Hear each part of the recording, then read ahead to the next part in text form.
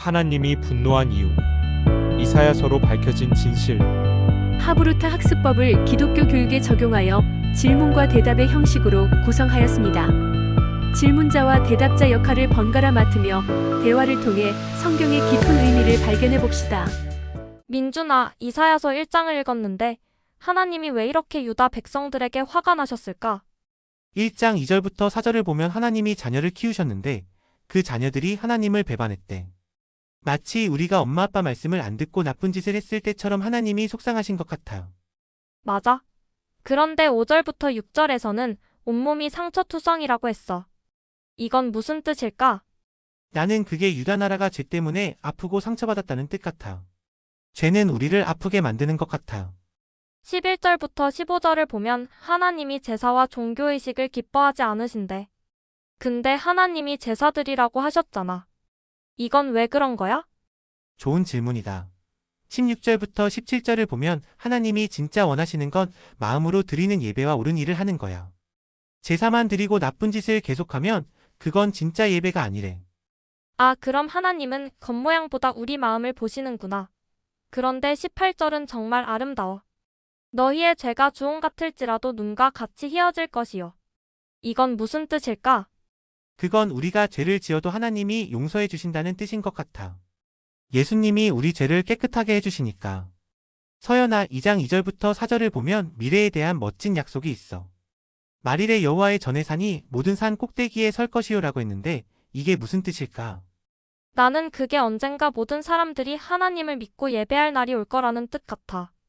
12절부터 18절에는 교만한 사람들이 낮아진다고 했어. 하나님은 교만을 싫어하시나 봐. 맞아.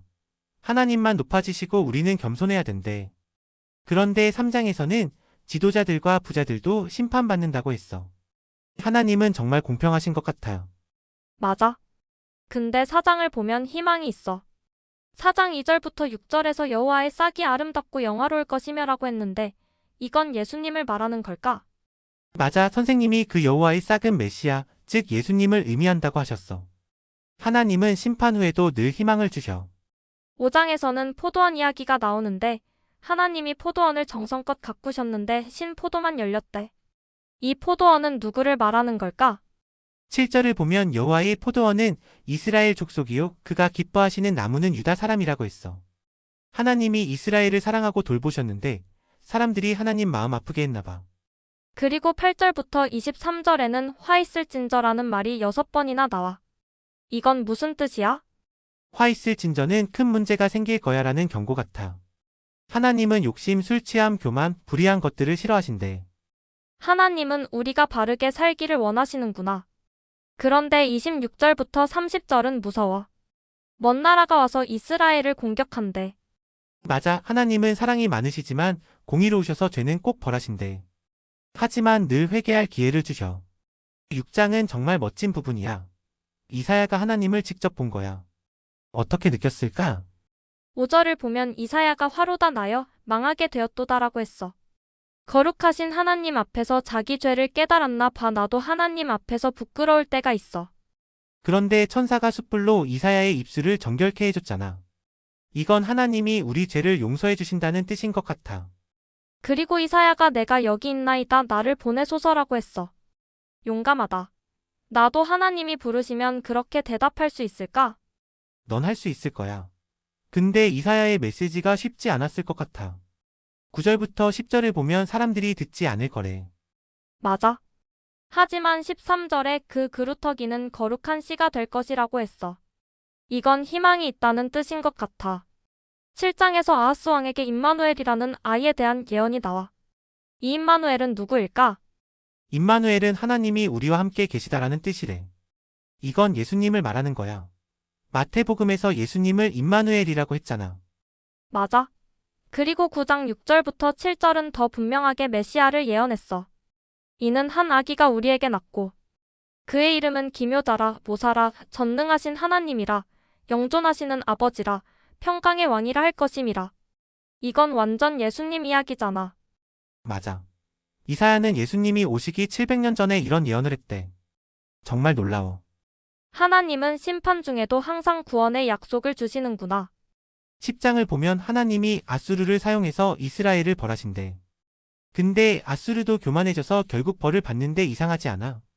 조금 이상하지만 하나님은 모든 나라를 다스리시니까 가능한 것 같아.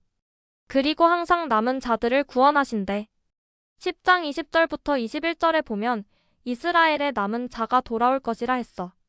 11장도 정말 좋아. 이새의 줄기에서 한 싹이 나면라고 했는데 이건 다윗의 자손으로 오실 예수님을 말하는 거래. 맞아. 그리고 11장 6절부터 9절에는 이리가 어린 양과 함께 살며라는 아름다운 약속이 있어. 언젠가 모든 것이 평화로워질 거래.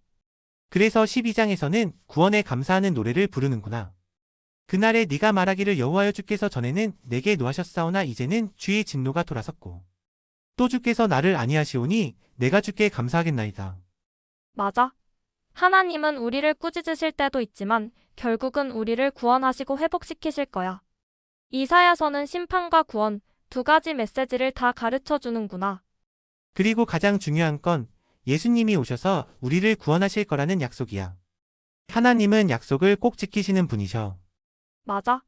이사야서를 통해 하나님의 공의와 사랑, 그리고 예수님을 통한 구원의 계획을 더 잘 알게 됐어. 하나님은 정말 위대하신 분이야. 이상 하나님의 말씀이었습니다. 감사합니다. 구독과 좋아요, 알람 잊지 마세요.